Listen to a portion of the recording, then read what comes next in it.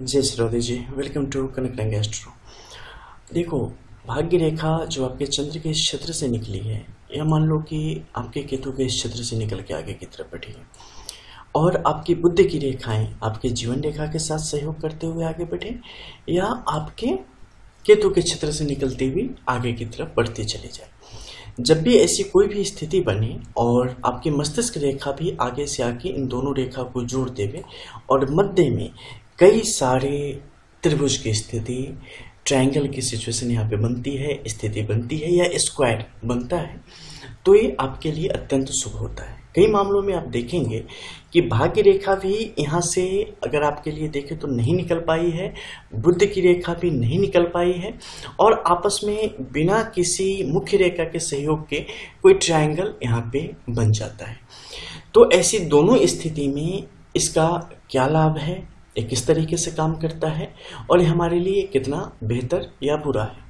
देखो, अगर किसी भाग्य रेखा के सहयोग से, भाग्य रेखा, बुध रेखा, मस्तिष्क रेखा, इन रेखाओं के सहयोग से अगर यहाँ पर कहीं भी ट्रायंगल बना है, तो ये आपके लिए महालक्ष्मी योग और विपरीत राजयोग को स्पष्ट तौर पे दर्शाने का काम करता है। ऐसी स्थिति में सिर्फ एक चीज आपको पता करनी होती है कि इसका समय कब है, क्योंकि हर कुछ जीवन में जो कुछ भी है ना, सबका समय निश्चित है। न उससे पहले न उसके बाद उसका प्रभाव आपके जीवन में आता है, लेकिन है मतलब स्पष्ट है कि आपके जीवन को प्रभावित करेगा। आपको धन धान्य से, यानी कि फिनेंशियली ये आपको बेहतर करने का काम करेगा, समाज में आपके लिए परिस्थितियों को बेहतर करने का काम करेगा, गृह सुख, वाहन सुख आपको देकर रहेगा। तो अगर बुध की रेखाओं और आपकी भाग्य रेखा यानी फिट लाइन के साथ सहयोग करते हुए ऐसे ट्रायंगल की सिचुएशन बनती है, ये बनता है, तो ये स्पष्ट तौर पे दिखाता है कि जातक के लिए जो परिस्थितियां हैं वो धीरे धीरे उनके नियंत्रण में आएंगी और सतत तरीके से विकास करते करते जातक अपने जीवन में परिस्थितियों को अपने अनुकूल करते चले जाएंगे।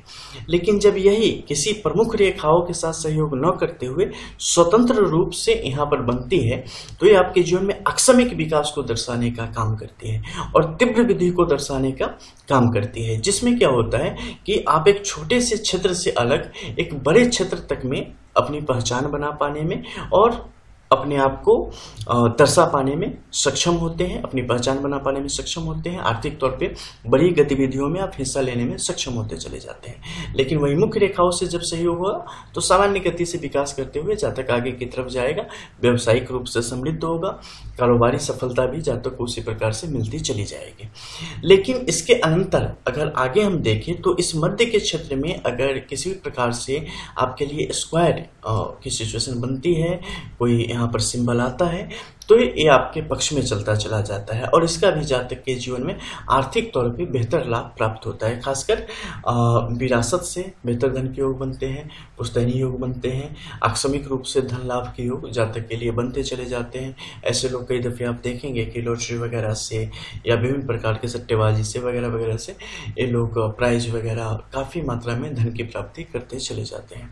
ऐसे जो खास सिंबल है ये आप हथेली में कई जगह देखेंगे, तो जहां पे भी अवस्थित रहेगा उस पर्वत क्षेत्र की जो स्थिति होगी ना, और उसका जो तरीका होगा, उसका जो चाल चलन होगा, उसी के अनुरूप आपके जीवन में उसका प्रभाव देखने को मिलता है। अब जैसे कि यहाँ पर ये राहु के क्षेत्र में है, तो राहु की फितरत क्या है, बहुत तेजी से चीजों को बहुत बेहतर या बहुत बुरा करने की स्थिति में आ जाता है।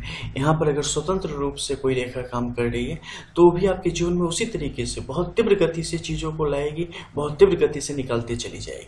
तो ये निर्भर करता है कि उस समय आपके लिए अच्छा है या बुरा है। अगर अच्छा रहेगा तो बस लाने का काम करेगी, बुरा रहेगा तो बस ले जाने का काम करेगी। अगर मुख्य रेखाओं के सहयोग से बनी है, जैसे कि फिट लाइन और मरकरी के लाइन के सहयोग से बनी है और ये राहु के क्षेत्र में है, तो चीज़ें जाएंगी लेकिन बहुत स्लो रहेगा, क्योंकि उसका उस पर प्रभाव कम रहेगा।